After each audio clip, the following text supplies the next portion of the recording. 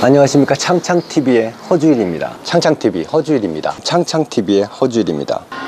많은 분들이 창업에 대해서 관심을 가지고 계시죠. 세상은 너무나 급변하고 사회 환경도 크게 달라지고 있습니다. 창조경제다, 4차 산업혁명 시대다 하면서 새로운 일자리 그리고 새로운 시대에 대한 준비가 필요하다는 것을 우리 모두가 알 수 있죠. 누구나 창업을 하면서는 성공을 꿈꾸죠.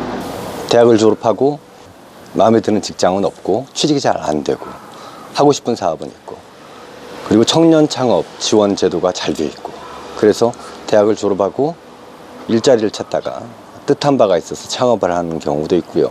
또 직장 생활을 오래 하다 보니 더 이상 이곳에서는 내 꿈을 이룰 수 없을 것 같다 라는 생각이 들어서 창업을 준비하기도 합니다. 그리고 어쩔 수 없이 직장에서 내가 더 이상 일할 수 없게 되어서 다시 창업을 준비하게 되는 경우도 있습니다. 이렇게 창업을 준비하는 경우는 여러 가지가 있을 수 있지만 창업하는 순간부터 벌어지는 일들은 대개가 비슷할 수 있습니다. 우리나라에서는 너무나 많은 개인 창업자, 자영업자들이 해마다 양산되고 있습니다. 1년에 자영업으로 창업하는 사람이 몇 명이나 될 것 같습니까? 120만 명이랍니다. 거기에 비해서 매해마다 폐업하는 자영업자는 90만 명. 그러니까 매해마다 120만 명이 창업을 하고 90만 명이 폐업을 한다는 거예요. 해마다 90만 명이 폐업을 하고 있는 거죠. 이 120만 명의 창업자들이 대부분 한 군데로 집중이 되고 있는 거예요. 주로 이제 4개의 업종으로 구분을 하는데, 가장 많이 창업하는 분야가 서비스업입니다. 서비스업이에요. 서비스업으로 가장 많이 창업하고 있습니다. 미용실이라든지 네일샵, 여행사, 세탁소, 이런 서비스업에 가장 많은 사람들이 창업을 하고 있고요. 또 소매업도 많이 하고 있습니다. 편의점이라든지 옷가게, 이런 데죠. 그 다음은 부동산 임대업이에요. 복덕방을 차린 사람도 많지만 원룸이나 투룸, 월세를 받기 위해서 임대사업자를 새로 등록하는 경우입니다. 그리고 다음이 바로 음식점업입니다. 식당이라든지 카페를 창업하는 거죠. 이렇게 4가지 분야에 창업이 너무 집중되어 있습니다. 이 4가지 분야가 전체 창업자의 80% 이상을 차지하고 있거든요. 4가지 영역에 창업이 집중되다 보니까 당연히 경쟁이 심하죠. 누구도 그 창업이 실패할 거라고 생각하는 사람은 없고, 또 성공하기 위해서 최선의 노력을 다하는 게 사실이에요. 그런데 최선을 다한다고 해서 누구나 창업에서 성공할 수 있느냐? 아쉽게도 그렇지 못하다는 겁니다. 폐업도 많고요. 폐업하는 순위에서는 가장 높은 분야가 음식점업입니다.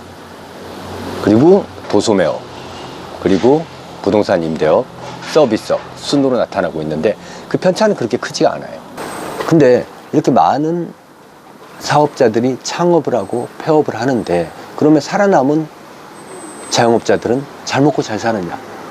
그렇지 못하다는 게 더 문제예요. 국세청에서 발표한 과세 자료를 보면 부가가치세를 부과하는 기준이 되는 그 표준 과세 지점이 있는데요. 그게 연 매출 2,400만 원이랍니다. 2,400만 원이 안 돼서 부가세 신고를 하지 않는 사업자가 전체 사업자의 5분의 1 정도입니다. 전체 사업자가 680만 명 정도 되는데요. 그 중에 120만 명이 연 매출 2,400만 원이 안 돼서 부가세 신고를 하지 않는다는 거예요. 연 매출 2,400만 원이면 소매업 마진율을 한 20% 잡는다고 치더라도 연 매출 2,400만 원이면 수익은 500만 원에서 600만 원 수준입니다. 연간 500만 원에서 600만 원. 500만 원, 600만 원 수익을 가지고 매달 50만 원 정도 수익금으로 월세도 내야 되죠. 인건비도 줘야 되죠. 그리고 내 생활비도 가지고 와야 되죠. 굉장히 어려운 상황이죠. 50만 원의 마진 가지고는 자기 인건비도 못 가지고 가고 가게세도 못 냅니다. 이런 상황이다 보니까 자영업자들이 오래 버틸 수가 없는 거예요. 개인 사업자 말고 법인, 벤처나 스타트업 같은 경우는 어떤가? 알려진 바에 의하면 우리나라 벤처 스타트업의 3년 생존율은 36%, 38% 그렇게 알려져 있습니다. 그러니까 10개 중에 6개, 7개는 3년 이내에 망한다는 거죠. 6개에서 7개 사이는 3년 안에 망한다. 10개 중에 3개, 4개만 생존한다는 겁니다. 그 벤처 선진국으로 알려져 있는 스웨덴 같은 경우에는 3년 생존율이 75%거든요. 그러니까 10개 중에 7개, 8개는 3년 이후에도 살아남는다는 얘기인데, 우리나라는 그와 반대로 10개 중에 6개, 7개가 망해 나간다는 겁니다. 10명 중에 3명만 살아남는 창업을 누구에게 권할 수 있을 것인가? 업종을 살펴보더라도 비슷합니다. 소매업이라든지 서비스업이라든지 부동산 임대업, 음식점업, 이런 분야는 법인으로 창업을 하더라도 생존율이 20%밖에 안 돼요. 반면에 가장 높은 생존율을 보이는 업종은 보건서비스업입니다.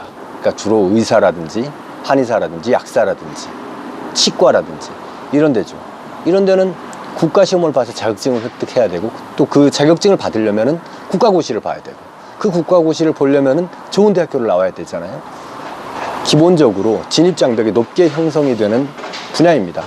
그 보건서비스 다음으로 생존율이 높은 분야가 잘 모르시겠지만 환경 관련 분야예요. 이 업종의 특징은 그런 거죠.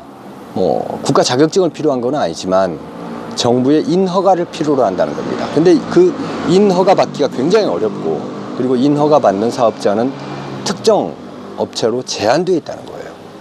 그리고 사업은 정부로부터 수주하는 일들이 많고 지속적으로 안정적으로 수익을 확보할 수 있는 구조가 되어 있다는 겁니다. 그래서 쓰레기라든지 재활용이라든지 이런 사업들을 하는 환경 서비스 업종은 굉장히 생존율이 높은 편이에요. 보건 서비스 분야, 그리고 환경 분야, 그 다음은 제조업 분야입니다. 제조업 분야는 생존율이 한 43% 정도로 알려져 있는데요. 이 제조업 분야는 어떻게 보면 이 3년 생존율이라는 게 큰 의미가 없어요. 왜냐하면 제조업 창업을 할 때는 이미 자본금을 갖추고 생산시설을 확보하고 공장도 갖추고 생산 인프라 인력도 확보하고, 이런데 2년 3년 금방 지나가거든요. 매출이 없이도 2년 3년을 버텨야 되는 게 제조업입니다. 사실 제조업 분야에서는 3년이라는 거는 어떻게 보면 굉장히 짧은 시간이에요. 왜냐하면 준비하는데도 3년이 걸릴 수가 있거든요. 공장 짓는데 몇 달 걸리고 1년 걸리고, 그리고 사람 쓰고 기계 설비하고, 그러다 보면 3년은 금방 흘러갑니다. 매출 없이도 3년은 지나가는 게 제조업이라는 거죠. 그렇기 때문에 중진공이라든지 기보라든지 은행에서는 제조업들에게 제조시설이나 운영자금 대출하는 거가 좀 넉넉하게 나가는 편이거든요. 실제로 제조업 경우에는 3년 이후 7년 이내, 그때를 이제 죽음의 계곡, 데스밸리라고 하는데요. 그 시기를 나는 것이 훨씬 더 중요한 거죠. 중소기업, 제조업 분야는 3년을 넘기고 실제로 제조 투자를 마친 상태에서 양산이 이루어지고, 그 양산을 통한 매출, 그리고 매출을 통해서 이익이 발생해서 회사가 굴러갈 수 있느냐 없느냐가 3년 이후에 판가름이 난다는 점에서 3년 이내 생존율은 큰 의미가 없다고 볼 수가 있습니다.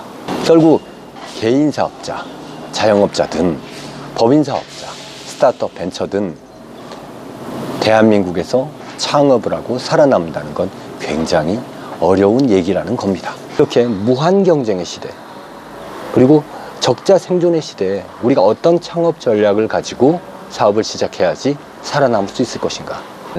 기존의 사업자들이 하던 그대로 해서는 경쟁에서 살아남기 힘들다. 그들과 달라야 한다. 라는 것은 분명한 사실입니다. 그러면 뭐가 달라야 될까?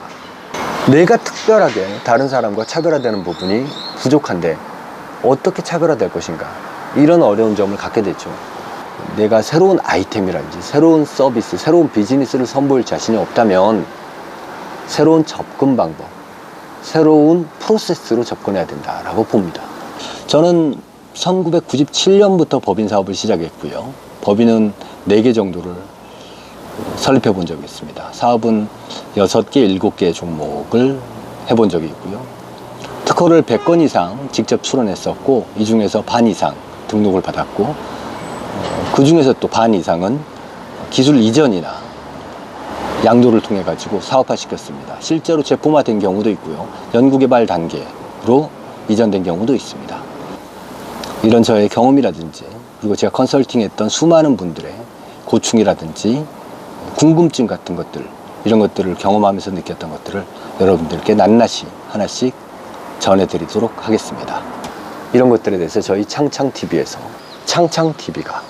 창창TV에서 앞으로 알려드리도록 하겠습니다. 많은 관심 바랍니다.